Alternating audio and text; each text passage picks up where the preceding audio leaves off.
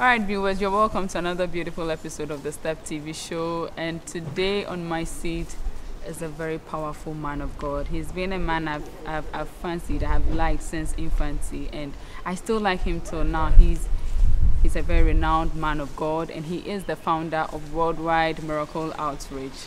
Today on my seat is a man I know you would see and go gaga. My name is Agyeman Prempeh. We'll come back after this commercial break, and then I would mention his name to you. Stay tuned.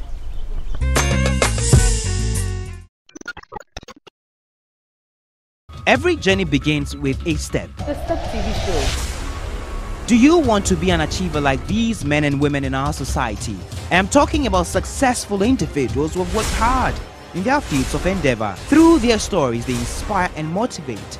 They emphasize on determination and hard work. Join me, Agyeman Prempeh, as I engage these personalities to tell us how they started all the way to their current status. Stay tuned in to the Step TV show to be educated, entertained, encouraged, and guided in achieving your goals.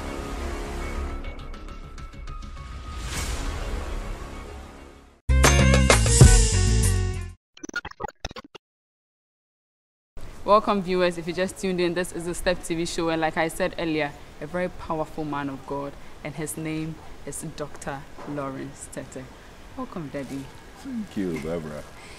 Doctor, we came to you because we wanted to hear more of you. We wanted to know who really Dr. Lawrence Tetteh is. Aside the personality we know out there, who really is Doctor? I think I'm a child of God, a Ghanaian, who had a privilege to study outside of Ghana. I left Ghana in the mid-80s to attend a school in Hungary called the Budapest Economic University of Sciences. It is one of the Ivy universities in Central Europe. Wow. And then also had a privilege to come and continue at the London School of Economics in the UK. Right. But beyond that, God called me into ministry. Okay, so Dr. Lawrence Tetteh, we heard a lot about you, about your educational background here in Ghana before you traveled, and even the fact that you still traveled and then decided to continue your education. But we wanted to know why you decided to accept God's calling. I didn't decide to accept it. God called me. God has a very unique way of calling individuals. And before I was called into ministry, what most people didn't know was that I was practicing Hinduism. Okay. I did practice Hinduism, and sometimes I'm not shying away from this because it helps people out there to know that I've shifted from somewhere to be where I am today. Okay. I did practice Hinduism. I was in an ashram in Dakuman in Accra called, my guru was called Kananda Gopa. I chanted Om Trayamba Kam Yazima Hinsu Kandim Pustiwa Danam. Okay. Hare Krishna, Krishna, Krishna, Krishna. But I met a man. I met a man in the early 80s by the name Francis Akwesi Amoako, an evangelist, an astute man of God who was a great blessing to Ghana. He died in 1990 in a lorry accident. Wow. He was with the Tetteh sisters when he had an accident. Right. The Tetteh sisters survived, but he died. And he led me to the Lord. Okay. 3 of us, myself, one Reverend Komna Kodia, and Willie Lati. Okay, Doctor. You practice Hinduism. Yes, I did. Is it that your family were not Christians, or you were just given the option to choose whichever religion? I was exploring. My father was a very great Presbyterian. Okay. My mother is still alive, and she's a Methodist, true Methodist. And so I came from a great Christian heritage. But you just wanted to explore. But as a young boy, you wanted to explore, and I was gifted with this kind of intelligence at a very early age. So you want to explore, and that led me into Hinduism. And today, you'll be surprised, I can chant more than 99 mantras. I traveled with my wife into an Indian community in Durban, South Africa. And whilst I was preaching, I noticed most of the community, about 90% of the church in Durban were Indians. So I told them my heritage, my background, and how I was converted from Hinduism into Christianity. And then I started chanting. And there's a gentleman there called a Sangoma. A Sangoma is a fetish priest of the Indian background from South Africa. And he said, But for the father that was before him, and he can tell I was a black man from black Africa, he would have thought I was an Indian. So these are gifts that you have. There's one mantra that I was told was a very difficult one. Mangalan nisa to mistra tuliakum, Mangalan nisa to mistra swati. O Guru Brahma, Guru Vishnu, Guru Devo, Mahashwari, Guru Shakshat, Parad Brahma, Laks Mystery, Guru We Namaha, Om Shanti, Shanti, Shanti. It is said that if you are not an Indian and you are a foreigner, this particular mantra is a very heavy one. But I got it. You got them. And I have not chanted this for over 35 years now, and I still have not forgotten. Wow. Dr. Lawrence Tetteh, what was it about Christianity that made you forgo Hinduism? I think I saw Christianity as a way of life. Okay. I didn't need a physical medium. I didn't need a flower to look up to. I didn't have to consult a snake or a cow. I didn't have to depend on a guru. I can be in my bathroom, in my toilet, in my car, in my kitchen, in the bedroom, and still call on the name of the Lord, and He'll save me. And I saw the hand of God. I saw God come through to me. My conversion was a very exceptional one. I had finished the first stage of my studies in Hungary, Budapest. I had almost also cleared my decks in London School of Economics. And I had gone to Israel to hold program. Of course, even whilst I was a student, I studied economics and specialized in international relations. So the whole essence of my going to school was to become a career diplomat. I enjoyed being a career diplomat. I mean, there were the likes of Kofi Annan and others that I loved, envied, even before Kofi Annan became the Secretary General. We look up to him as my mentor, and we had relationship that we really cherished. So I was going to become a career diplomat. Everything had worked through. Remember, besides the fact that I got a full scholarship to go to Hungary, I was also privileged to have the UNIDO sponsor most part of my project. And so going to work with the UN was just a step to what I'd done. And then I was in Israel. And whilst I was in Israel, I had the greatest encounter ever in my life. I was in a place called Tel Giborim in Tel Aviv. In a room of a friend of mine where I was living. And I had somebody enter the room and tapped me and called me by my name and told me that God has allowed me to go to the higher places of learning, not for my own sake, but for Himself. Where God picked me from Ghana, the things that I went through in Ghana, how I ended up in Budapest, how I ended up in the UK, that God was not going to just ordinarily leave me. He was going to take me to high places and low places. He was going to expose me to presidents and leaders of the world and low people. And that I will only have to preach the gospel. Evangelist, did you see this person? I did. You saw I did. the In face? fact, I was not. I am. If you know me physically, I'm not somebody who wants to exaggerate. Okay.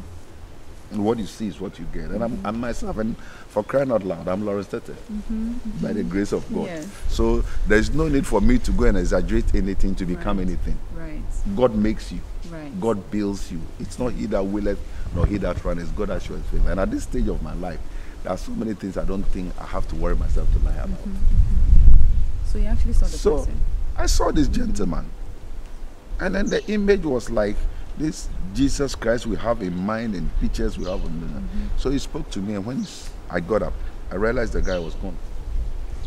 Now, I did some crazy things. I went straight to the bathroom. I went to urinate. I shook myself. I tried to make sure I'm okay. I came out, wiped my face, and it was 4 o'clock in the afternoon. Now, if you know Israel, Israel is a hot place. It was about 45 degrees, summertime. And then I went back to the room again. I closed the door, shut the window, make sure everything is secured. How dare, how can somebody come and trick me? I'm certainly not in trance, and I'm not dreaming. What is this? And then just after that, the gentleman said, how can you doubt me? I came to let you know, Lawrence Nene, Kofi Agyeman Tetteh, I called you, I put my tenacity in you, my ability in you, and I want to send you to the utmost part of the world. He said, I've created an environment for you to go to the higher place of learning, so you'll not be insecure, so you'll not be limited. I also created a platform for you to be able to not be limited in traveling, to travel across the nation of the world, to preach to people of highly caliber and people of lowly caliber. Now, I still remember like yesterday, and that is where the whole essence of the preaching of the gospel came to. Wow. I had just been engaged to Barbara, Wow. my wife. We were about to go towards the wedding, and I called Barbara that United Nations is out of the window. We are not going to work with United Nations. We are not going to be career diplomats. We are going to preach the gospel. Barbara herself, my wife, also studied in the Westminster University. Okay. So, two good people with good economics background, and here we are. Destiny has changed. Wow, Doctor, let me ask this question. You could have decided to still work with the UN and still preach the gospel. Why did you decide to focus solely on the gospel and not on your dreams, being the... To tell you the truth, Baba, the greatest thing that ever happened to me and to all of you who are listening to me today is a call of God. And let me give you a typical example. I sit here today, and by the grace of God, I can count by my fingers more than 40 presidents of the world that have personally sat down and eaten with. I cannot say this, and of course those who are watching in Ghana can even pick the Ghana alone. I've had to personally know President Jerry John Rawlings. I personally know President Kufuor. I personally knew President Atanos. I personally knew President John Mahama. And you cannot tell me that I don't know President Akufo-Addo or he doesn't know me.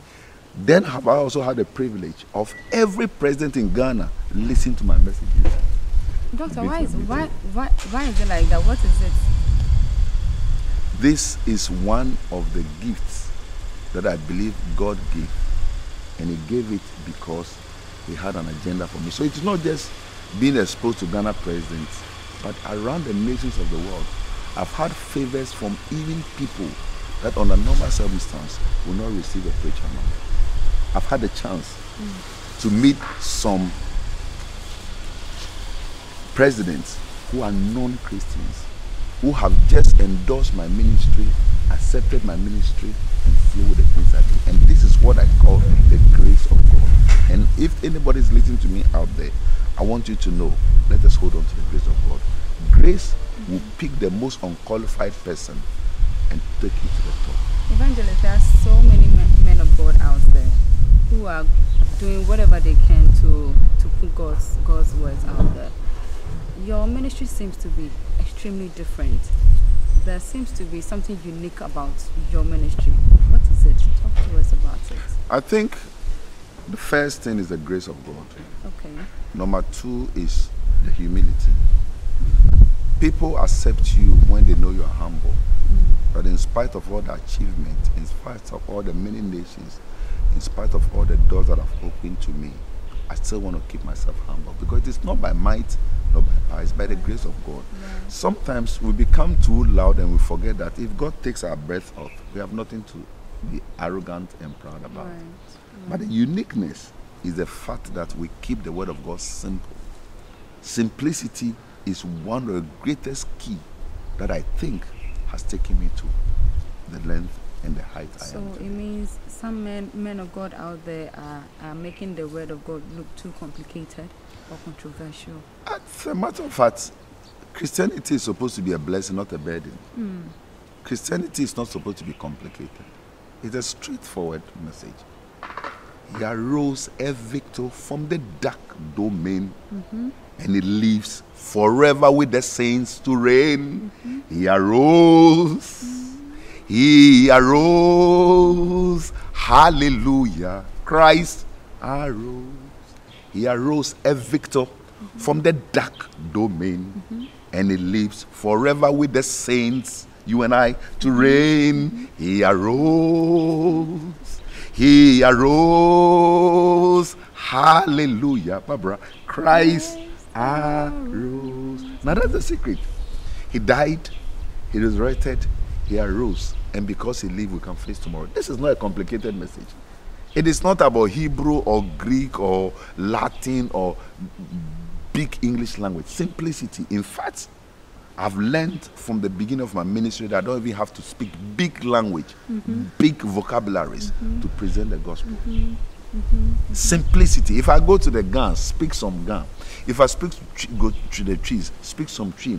If I have to speak pidgin language for people to understand me, I must learn to know my audience, not to just preach messages that will be so big. And the father says, oh, yeah, Dr. Tetteh, you've been to LSC, you've been to Hungary, you've been to this word, and then you speak big and then you miss the people. You must come to the level of the people.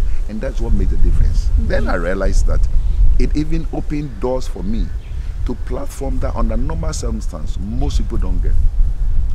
I was privileged to be the first ever evangelist, non-Methodist evangelist, to take the Methodist Church to the first ever national crusade at the Independence Square, 2001.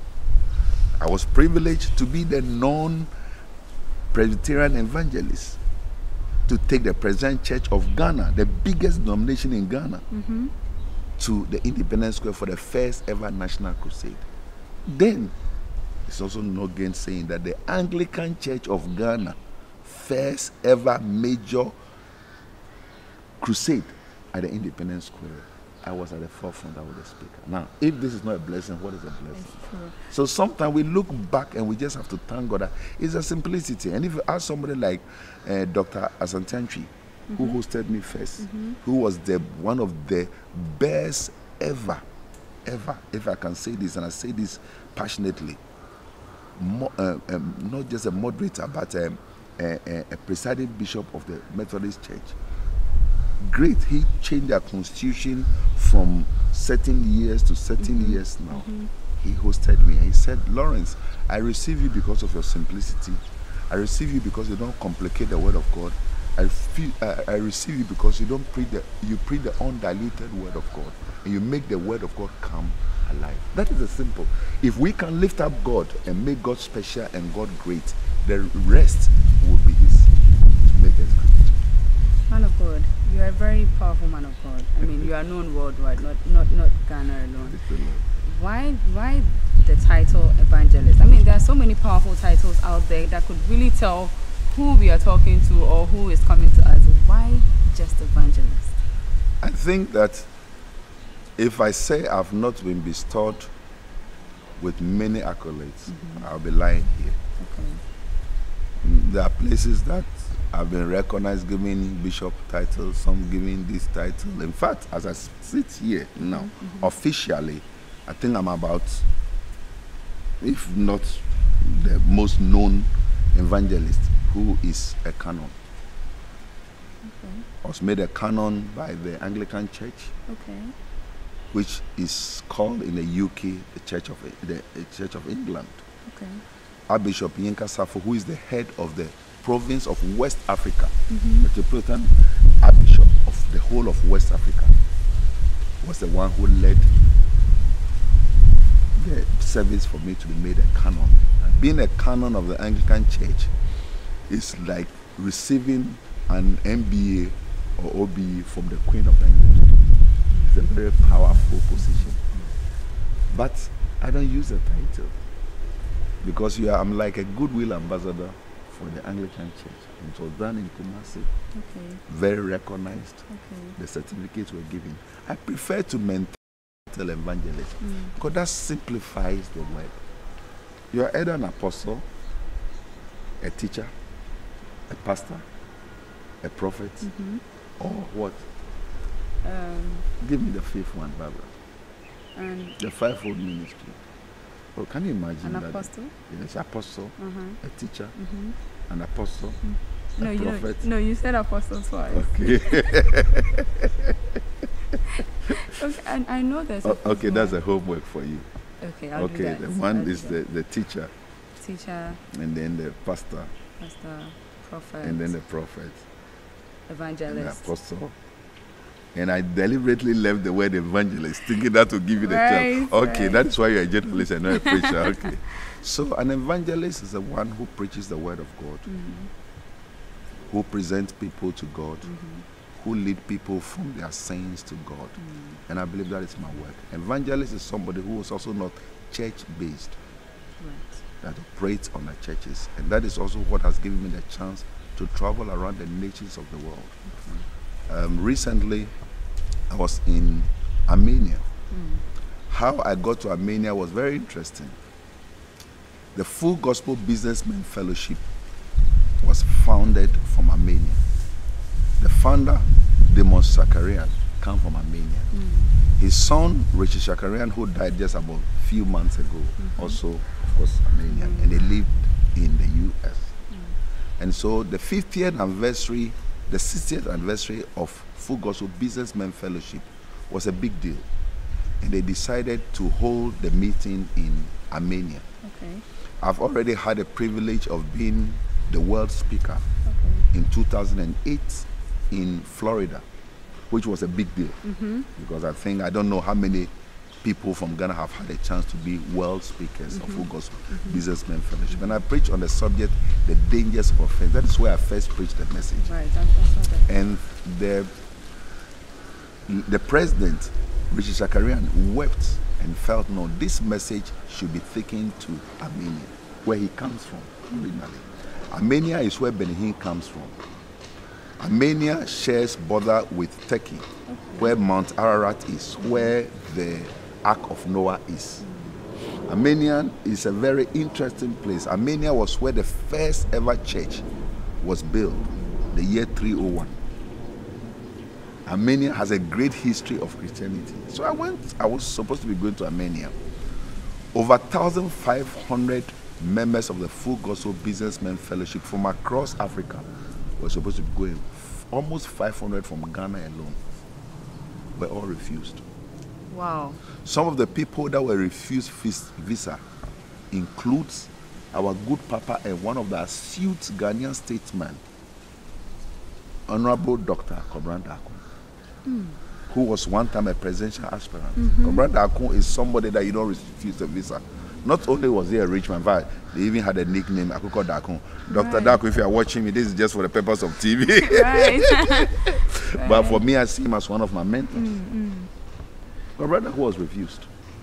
Now he's the least, he's the one person I want to come back. Almost everybody, not almost, everybody coming from Ghana, including George Pra, the president of Full Gospel Businessmen Fellowship, including Danny Maonyega, including Francis Owusu, the owner of Fiesta Royal. They were all refused. They were all refused. So if I'm calling this name, you can imagine what names were refused. Right. Some judges were refused, some doctors were refused, some lawyers were refused. People that I know are richer and blessed. Then I happened to be the only human being who got the visa to be allowed to enter into Armenia. Doctor, before you continue, we'll go on a quick commercial break. I really want to know what happened, but viewers, will go on a quick commercial break. Please stay tuned. We'll be right back.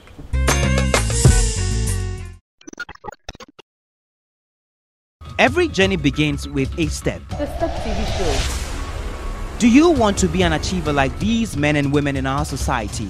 I'm talking about successful individuals who have worked hard in their fields of endeavor. Through their stories, they inspire and motivate.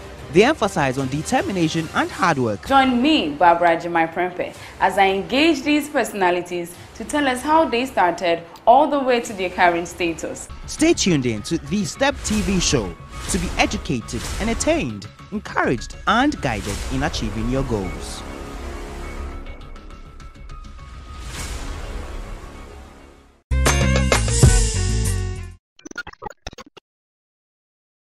Welcome back, viewers. If you just tuned in, this is the Step TV show, and on our seat is Dr. Lawrence Tetteh, a very powerful man of God. Doctor, now let's go to why they were all refused and why you were given the visa. Somebody gave a very wrong impression in Armenia that when black people come, they will not return. But I had a chance to speak to the leadership. Okay. And when I got to the office of the Prime Minister in Armenia, I made them realize that it was a very wrong impression they had. and that the people who would have built the economy, people who would have brought hard currency, people who would have purchased things, and people who would have propagated and announced their country were rather the people they refused. Well, I was given the permission to go because I travel worldwide. I've been to all the neighboring countries. They noticed the number of places I've been to. They see my passport and realized that it was booklets and places, so they thought I would not be a threat. But I told them that they made a mistake. And the sad thing was that all the contingent had to be stuck in Dubai. They couldn't continue. But having said that, my presence in Armenia was one of the greatest spiritual exercises I went through. Where I got to a place where I was told there's a hole there. And that hole was where the whole history of the church began. A gentleman by the name Gregory was kept in that hole for 12 years. He didn't die. He spoke about Christ and they threw him into the pit. And for 12 years he was in the pit. Without food? They were throwing the sisters of the king goes every morning to throw bread and water to him. And in that pit, when they put you there, it's a death trap. It's like a point of no return because lions, animals, snakes, everything is in that hole. But he lived there. Gregory lived there for 12 years. He didn't die. One day the king got sick. And they told the king, if you want to be healed, go to that hole where Gregory is. Oh, I threw him into the hole 12 years ago. They say he's still alive. He went to the place and Gregory spoke. It was Gregory who started this song, God is so good. God is so good. God is so good. He's so good to me. Now, if you notice this song, you can sing in any language. Every language. Tree. Hungarian, Aussie, French. You speak. Bon Congolese language sings in Zambe Malamo. Swahili says Mungoni Moema. You sing in every language. But that is how that miracle began. But having said that, Barbara, I have gone through things in my Christian walk. And I can only say that God is good. God is good. So I believe somebody would be watching us and they would be thinking, okay, so Dr. Lawrence Tetteh, listening to his educational background, had things quite cheap compared to his or hers. And so obviously there was no, I mean, it's not strange if he's where he is today. So I'll take this opportunity to ask that, Doctor, did you really have things easy? To begin with, I am an epitome of grace. I'm sitting here today in this chair in my residence here by the grace of God. Grace of God. I've come a long way, but for the grace of God, I would not have even known where I would have been today. My parents gave birth to 9 children, and if you are the leader of 9 children, you have a responsibility of 9 children. You're the firstborn. And the other side of it is that I had to also make sure I carry my brothers and sisters on my shoulders. Now, some of these responsibilities, not many people know that. But the interesting thing was that God gave me the grace. We went through hard times. My mother, Auntie Julie, I will forever dove my heart for her, was a great woman who could manage any little thing that comes her way. My father was a civil servant, Samson graduated of blessed memory.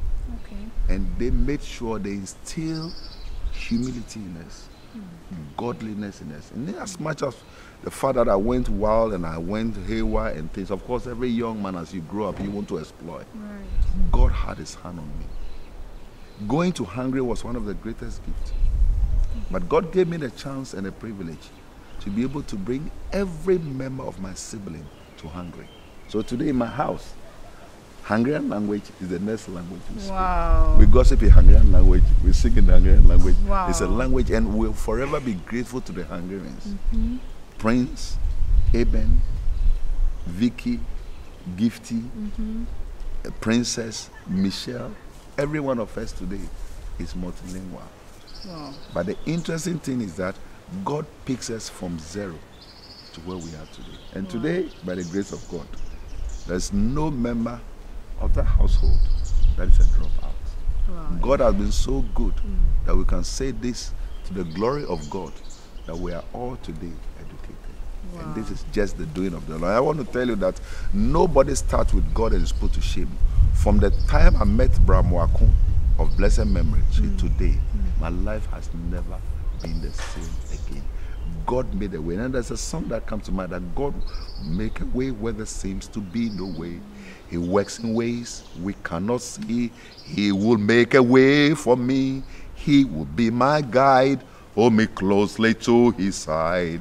With love and strength for each new day, he will make a way, and he will make a way. He makes a way. And how God makes it, Barbara, you sit here before me today, and I'll be very honest with you, you cannot even tell how he makes it. Nobody puts his confidence and trust in God and is put to shame.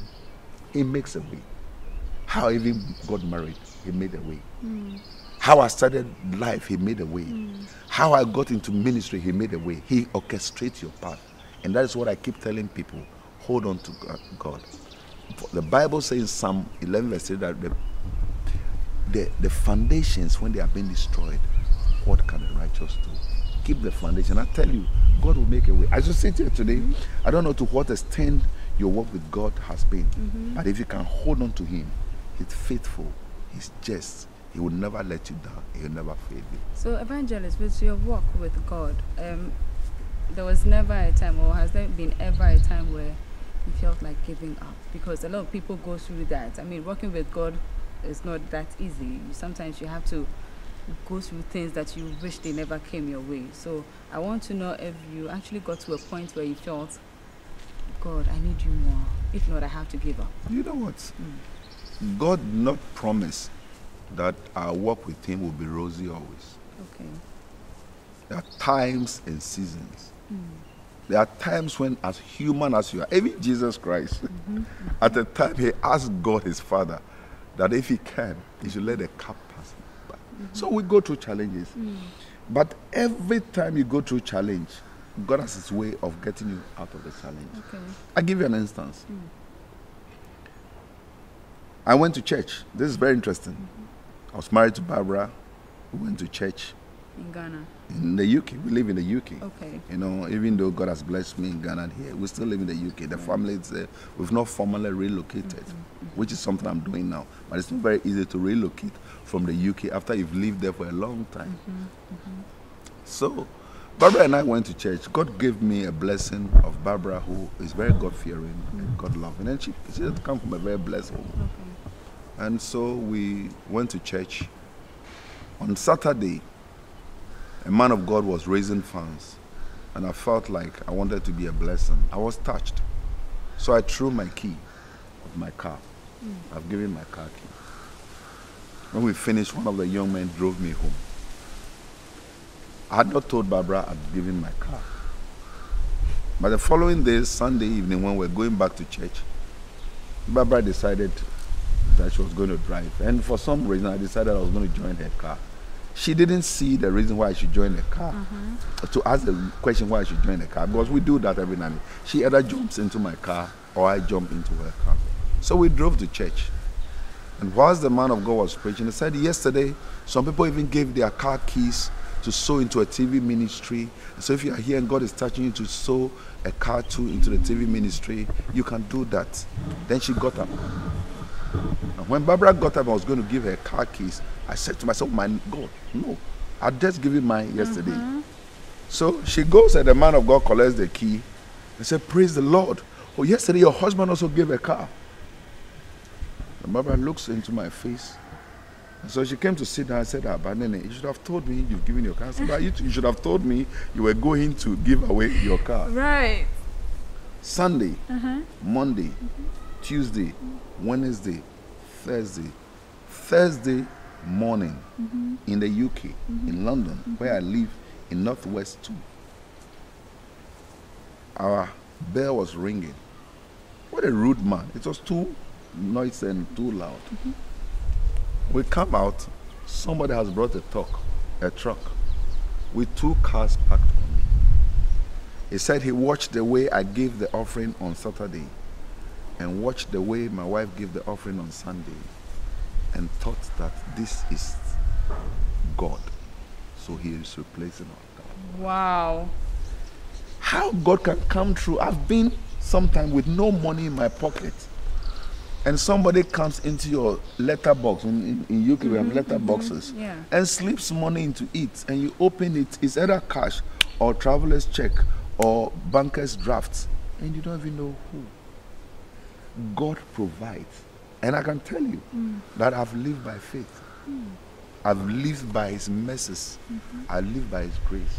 But as I sit down today, if I tell you I'm not a happy man, I've lied. I found the answer. There's a song I sing with my wife sometimes in some mood. We are marching to Zion, beautiful, beautiful Zion. We are marching upward to Zion, the beautiful city of God. We are marching on, we are marching on to Zion. Oh, beautiful, beautiful Zion. We are marching upward to Zion, the beautiful city of God. It's just the grace of God. So it is not he that willeth, nor he that runneth. It's God that showeth mercy. And I want to tell you, if you are listening to me, you're a young man of God or young woman of God, don't look to the left. Don't look to the right. Hold on to God. Especially those of you who are listening to me. It's not about CPP. It's not about NDC. It's not about NPP. It's about God. God is neither NDC nor CPP nor MPP, and He's certainly himself. So let us look up to God, and so also let us rely on God. And I keep saying this thing, that if we put ourselves in a box, we'll be limiting ourselves. Let us hold on to God, to His profession, to His beauty, and to His faith, and He will never let us down. I travel around, Barbara. I've seen nations, and like I said, without being too loud, I've personally sat down with more than 45 presidents to eat. Right, you said that. Now, sometimes how it works is interesting. When I go to Budapest and I go to certain parts of Eastern Europe, some of the presidents and the prime ministers there, I sat in the same class with them. Wow. Do you understand? The current ambassador to Ghana now from Hungary is called Andras Sabo. He was my junior in the faculty, and sometimes when I introduce him, he and the foreign affairs ministers were all my junior in the same economic faculty, international relations department in Budapest Economic University. And so when I introduce him sometime, he will get up and say, but let's set the record straight. Tetteh was my senior. Right. And most of the people from the Hungarian embassy, what a joy it is to speak the same language with them, the same dialect with them, communicate with them in the Hungarian language. The Hungarian language is said to be one of the most difficult languages in the world. But we had a privilege to, at least, even if I don't speak it as fluent as the Hungarians, I can communicate with them perfectly and write it. Doctor, last but not the least, I would like to ask about this whole Ebony saga, everything. I want to know why you decided to buy her coffin. I mean, you met her, and then through you, she received Jesus. Yes, now, this lady died. You could have just decided to continue with your ministry, and then, I mean, through you, I mean, just the fact that she received Jesus through you was a lot of joy to you, I believe. But why did you continue by buying her coffin? I tell you, my dear, for me, the greatest joy in my heart was the fact that I spearheaded Ebony's funeral. I saw Ebony's funeral as a crusade. There were many people who came to Ebony's funeral who, under normal circumstances, would not go to church. Right. Where would Bullet go to church? Where would Shatawale go to church? Where would Stone Boy go to church? Where is Efia Swazina go to church? Where would some of the people, where would this guy, Bukum Banku, go to church. Where is Aite Powers, go to church. Some of these guys, trust me, people did not see the vision I had. But there were a lot of people who came to Ebony's funeral who under normal circumstances will not go to church. And if you really follow the message I preached in Ebony's funeral, it was a strong evangelistic message. I did not mince my words at all. But then also God gave me the privilege. Ebony saw me 3 days before she died. 72 hours before her demise, she came to look for me at the Hungarian embassy. It was through the Hungarian ambassador that I got to meet Ebony. She went there to look for me. That she saw me on TV with the Hungarian ambassador. She wanted to see me, and she wanted me to also help her have a visa to travel to Europe. So I met her, led her to the Lord, prayed over her. She accepted the Lord. She was very receptive, as if she knew she was going to die. And that encounter I had with her was just under 1 hour. But it made a very strong impression. And then also the interesting thing is that the last picture of Ebony on Instagram was with me. Yes, she never had any picture again until her demise. So that became a big deal. But guess what? The whole wild world watched my message at the funeral of Ebony. And we took it. Everything was done in this house. We planned Ebony's funeral from A to Z. And people were wondering why I paid for the posters. I paid for the brochures. And I did really pay for the coffin. I paid for the casket. I paid for the hearse. I did those things and even contributed towards drinks and food because I knew that was the only way I would have the chance to have the funeral under my control and also preach the gospel. And if you notice, many people have had state burials who didn't have what Ebony had. That's true. We staged a platform. I made sure there was a whole days and a platform where we preach from, which normally in state burials they don't do. But what did I do? I preached the gospel. And you'll be surprised how many celebrities today and artists have started going to church after Ebony's funeral. And a lot of people who, you'll be surprised if I tell you some of the people who come to me now, you'll be shocked. People that under normal circumstances didn't go to church. Realize that what I said is that everybody will die.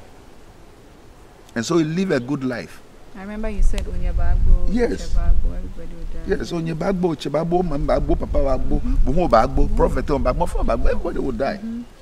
And as a matter of fact, even though some people try to ridicule that aspect, it makes so much sense to the very community I was speaking in. Right.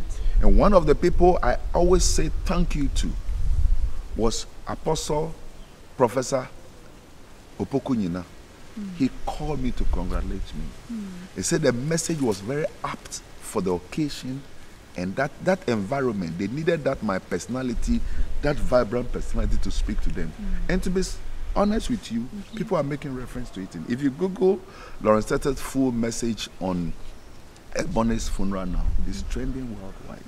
And people watched it across the globe. So for me, I saw it as a way of witnessing. And then also today, as we speak, the entire household of Ebony are fully responding to the gospel. Ebony's father is responding to the gospel. Ebony's mother is responding to the gospel. Ebony's brother, who was Nana Kwatin Jr., is responding to the gospel. Ebony's only sister, Happy, is responding to the gospel. And most of Ebony's friends are responding to the gospel. So for me, that investment into Ebony's funeral was good. And you know, there are so many things that happened, like the father changing the casket at the last minute. It was meant for something else, but God also used it to glorify himself. We had a chance to clarify why the need is very important for us not to be occultic minded. So everything God does, there's a reason to. I paid for the casket. The last minute, the midnight when they were going to pick the casket, the man says he saw another one, black one that he loved. It didn't make sense anyway. Many people have asked me, does it mean that he's a occult? I don't know. It's not for me to judge. But what I say is that for me, I saw a breakthrough in everything that happened in Ebony's funeral. You know, the 42 minutes that I preached in Ebony's funeral, I preached a very strong evangelist message. And today, check the list. There are a lot of gospel artists now who went to church on a Sunday after a demonstration. A lot. Recently, I was called that the first Schwarzenegger made a joke that if they wanted a coffin to be bought for ex-president Amisata, ex-vice president Amisata, they should call the ambassador of coffins and things. And you know what that is? Even though it sounds like a joke, it's still trending the very message. People are going back. I got a message from Google and from Sky that we trended to a very high level because of the message. So I did not regret anything at all I did in that funeral, and I was happy I became a blessing positively through the gospel in everybody's funeral. Okay, wonderful man of God. Your last message to our viewers, especially the upcoming men of God who are taking the work of God for granted. What do you have to say? I think it's not just the men of God. A lot of people are taking a lot of things for granted in Ghana. Politicians are taking politics for granted. Lawyers are taking law for granted. Medical practitioners are taking medicine for granted. That's Judges true. are taking, we all have a problem. Journalists are taking journalism for granted. It's true. And we all have a collective responsibility. Let us come to that place where we all be serious with what we do and know that we all have a place to account.